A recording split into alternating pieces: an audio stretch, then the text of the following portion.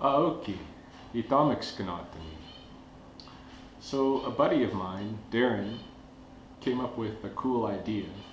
He thought it might be fun if we were to exchange virtual tours of our respective libraries. Darren lives in San Francisco, and I've never been to his place. I've never actually even met him face to face, like touch, in person. Even though we've talked on Skype and in Voxer many, many times over the years, probably 8 or 9 years, we've been good friends. Nowadays, I talk to him pretty much every day.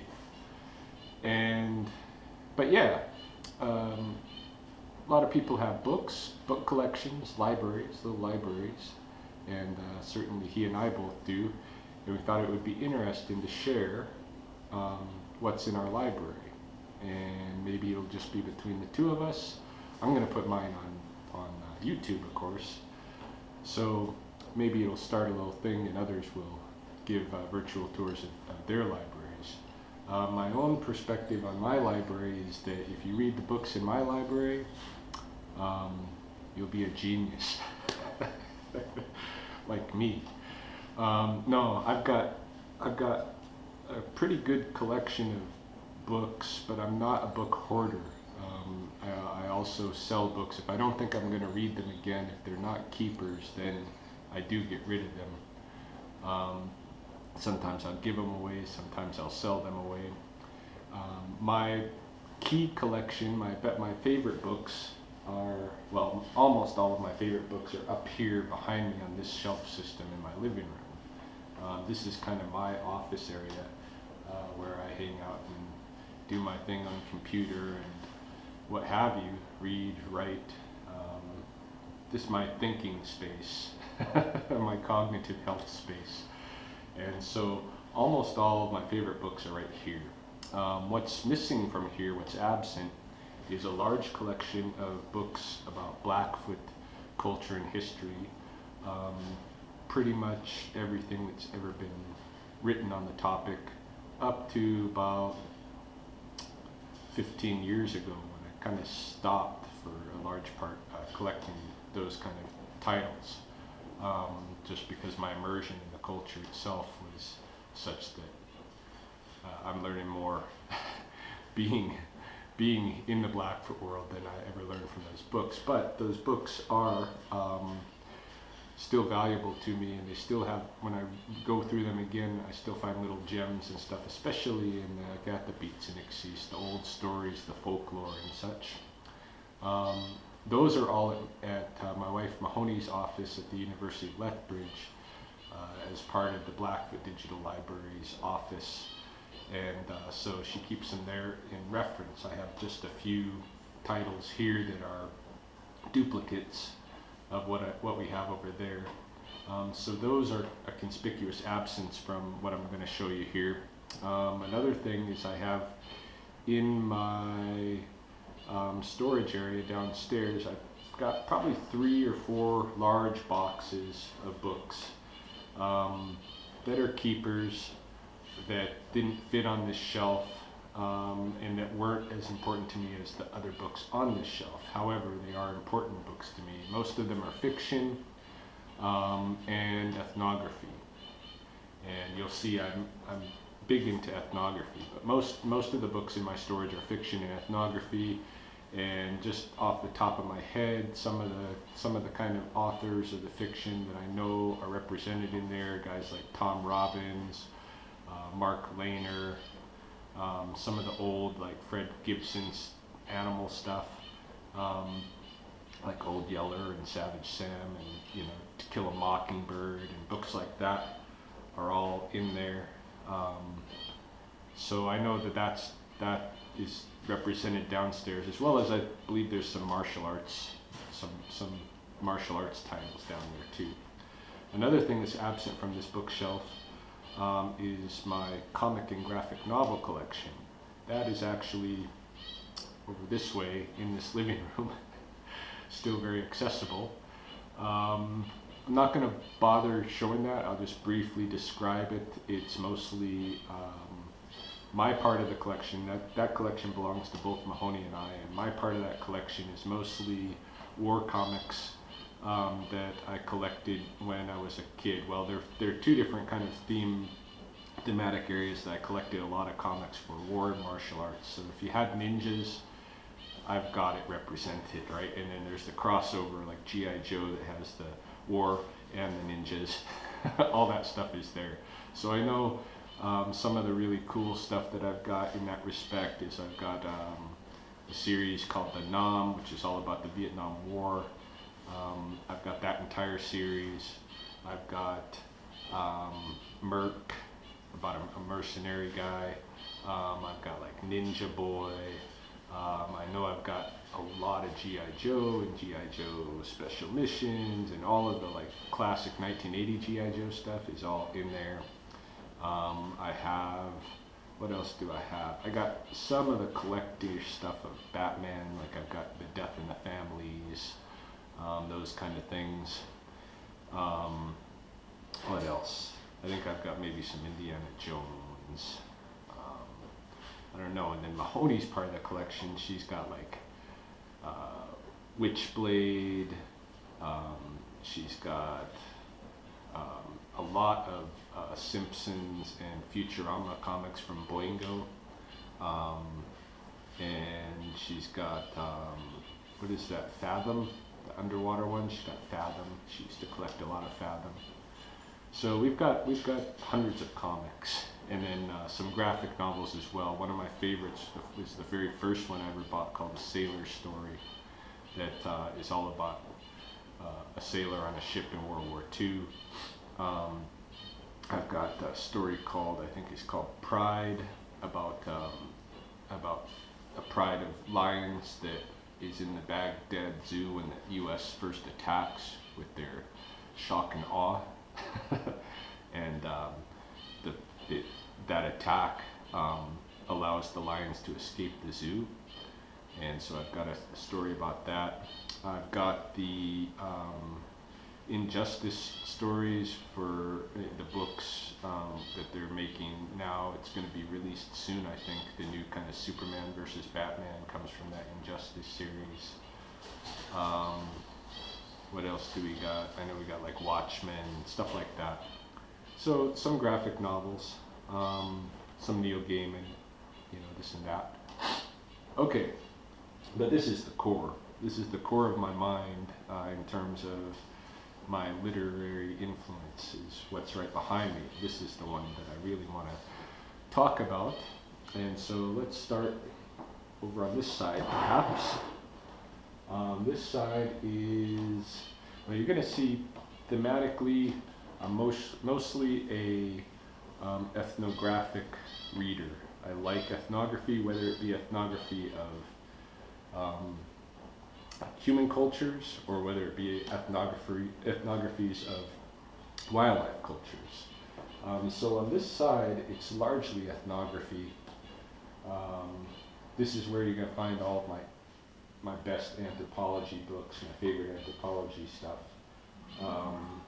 And you're going to find like this collection right here, this whole middle shelf, all the way up to this, except for this end book. This end book is a field guide on birds in North America, but the rest of this shelf is all the bent collection, life histories of North American birds. So each one goes through a different kind of group of allied species, allied genera. So this one in particular is on wagtails, pipits, waxwings, shrikes, starlings, vireos, and their allies. And this goes really deep into the life of each species of bird in North America. I have the whole series. It was donated to me some years back, and it's a very good series. Whenever I've come across a new bird and I want to learn something about its life, I'll go here as a first step. And usually, you might have 20, 30 pages of very dense material on the life history. You're going to get way more out of this bent life histories than you'll get on anything like iBird Pro, even stuff like, let's see, we got like Sibley's Guide to Bird Life and Behavior. They've condensed into one book, you know, some of what's in here, but obviously you're going to have to get more out of the Bents and the Sibleys. There are some really good, you know, online sources for looking at everything bird in terms of life history, but nothing like the Bent collection. Bent has and will always stand alone. They're a little bit dated, but you know, nobody's ever put that much into really researching and writing the life histories of birds. So this is a very invaluable collection for coming to know different species.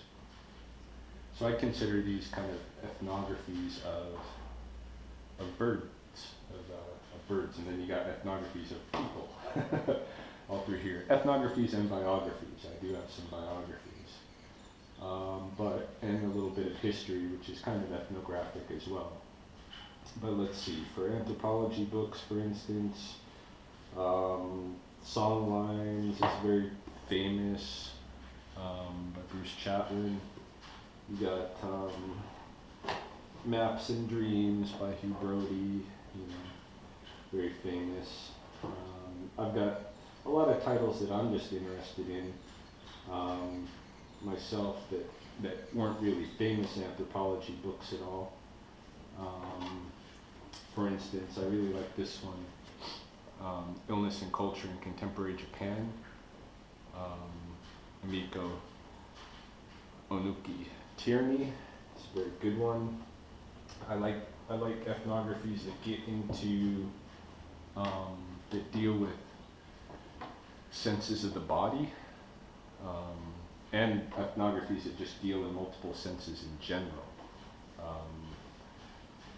Like, this is a really good one for that. Taste of Ethnographic Things, Paul Stroller. So he's really known for ethnographies of the senses. I really like reading ethnographies of the senses, various types. What else do I got in here? Stuff like dark shamans, about the jaguar shamans who practice dark shamanism against one another. Central America. I've got from the very famous, like this is very famous, Gene Komarov. Body of Power, Spirit of Resistance is one of the ones that if you're a grad student in anthropology, you're pretty much going to have to read this book at some point. So there's things like that in there, but then it jumps to things that nobody's probably heard of, or very few, like When Roots Die, Endangered Traditions of the Sea Islands, an ethnography of black communities on the coast of like North Carolina. So I'm all over the place in terms of ethnography. Here's another sensory biographies. Desjardins is very well known for his ethnographies of the senses. And yeah, so those are kind of my anthropological interests, a lot on the senses, a lot on the body, and where I can, I get into the crossover between humans and animals, like ethnobiology stuff. There's not a whole lot out there, but there's like Brian Morris has written some. This is one of them, Animals and Ancestors and Ethnography. But there's not a whole lot out there in that kind of topic range.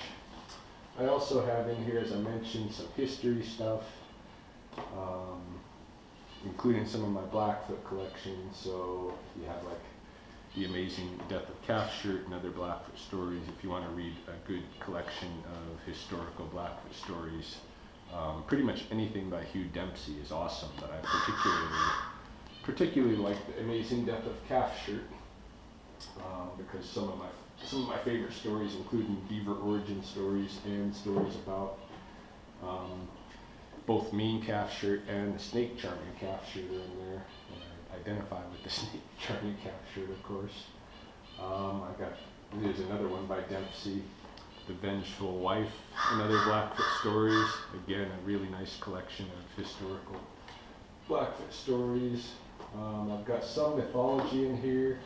Mythology of the Blackfoot Indians, a classic one by Whistler and David Duvall. I've got Indian Legends of the Pacific Northwest. If you want to know about the mythology of Oregon and Washington, this is a must-read. Indian Legends of the Pacific Northwest, and that's very important, by the way, because if you go through that, you'll see pretty clearly that people in Oregon and Washington have lived through many huge volcanic and natural disasters. We've been in that area for thousands and thousands and thousands of years. What else? Have a little bit of fiction represented here. David Morrell's Scavenger. David Morrell's an author that I've loved ever since I read First Blood, which was, of course, turned into the famous Sylvester Stallone movie. I've got a little bit of stuff on cognitive linguistics mixed in here too. Like this is a good kind of overview of metaphor theory in cognitive linguistics. Takes off from like Lakoff and Johnson's very famous Metaphors We Live By, which of course is a must-read for anybody that wants to know about cognitive linguistics. Absolutely have to read Metaphors We Live By. But you could also read this one by Zoltan Koves's Metaphor, and you get Lakoff and Johnson plus more. Because Lakoff and Johnson can be very detailed, prolific writers. I mean, like this Philosophy in the Flesh, I don't think I've ever read this entire book. It's just ridiculously thick. Or Women, Fire, and Dangerous Things is another one of their kind of classics. I've got some animal history in here as well, like The Last Stand, George Bird Grinnell, Battle to Save the Buffalo, and the Birth of the New West. Some of that kind of stuff in there. And I've got some fitness and martial arts ethnography and biography stuff in here, like Working Out in Japan, Shaping of the Female Body in Tokyo Fitness Clubs. This is pretty good ethnography. I've got like George St. Pierre's biography here. I've got, where is it? B.J. Penn's is down here. Ronda Rousey's is out on loan. But all those kind of biographical pieces for martial arts, I like to read those as well. And then starts getting into some animal ethnography here, like the Lily Pond 4 Years with a Family of Beavers is an animal ethnography. It's really a good read for if you want to learn anything about beavers. But getting into that topic, the ethnography of animals, really got to shift gears and go over to this side of my shelves, because that's where that's mostly represented. Up through here, especially, for instance, this is a good one, Corvus, A Life with Birds. This is written by a woman in Aberdeen, I believe, in Scotland, who has lived with many corvids over the years, crows and jays and their like. All kinds of books by Bernd Heinrich, who is a really prolific nature writer.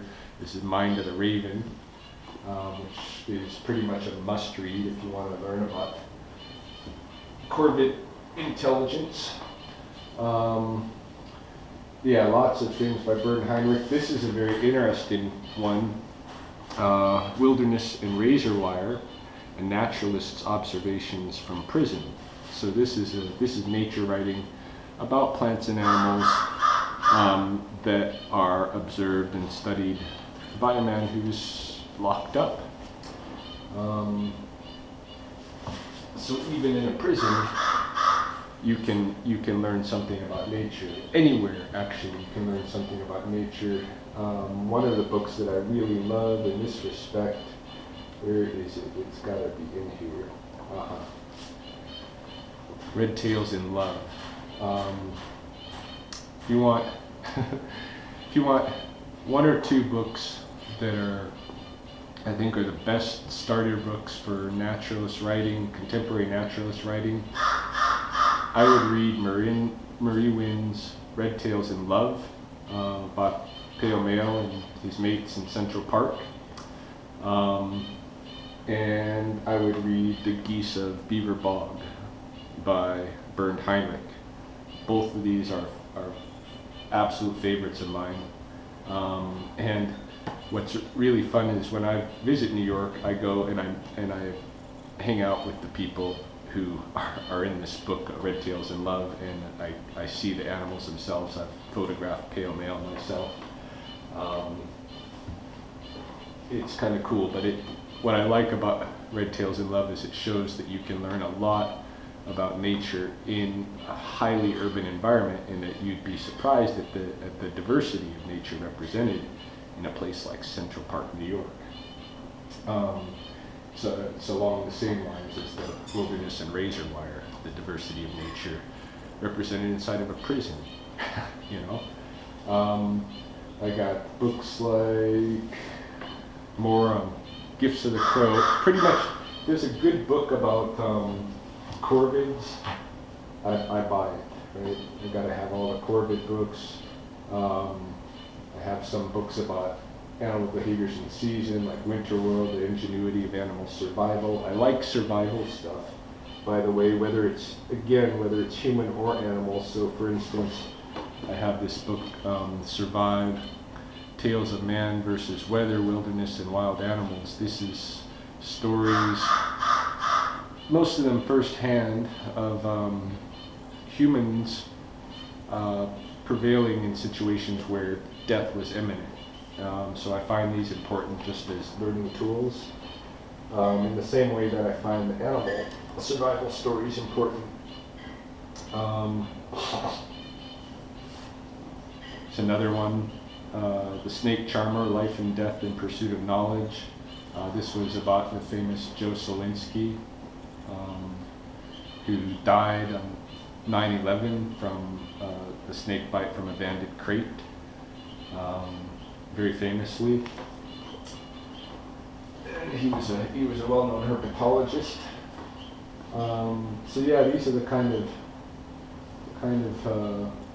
nature ethnography stuff that I have. And then the middle shelf here, here's another good kind of mix of man and animal ethnography. Some we love, some we hate, some we eat. Why it's so hard to think straight about animals.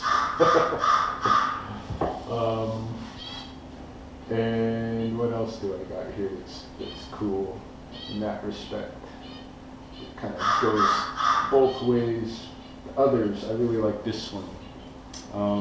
How Animals Made Us Human. This is really, really good stuff about our use of animals in the formation of our cognition.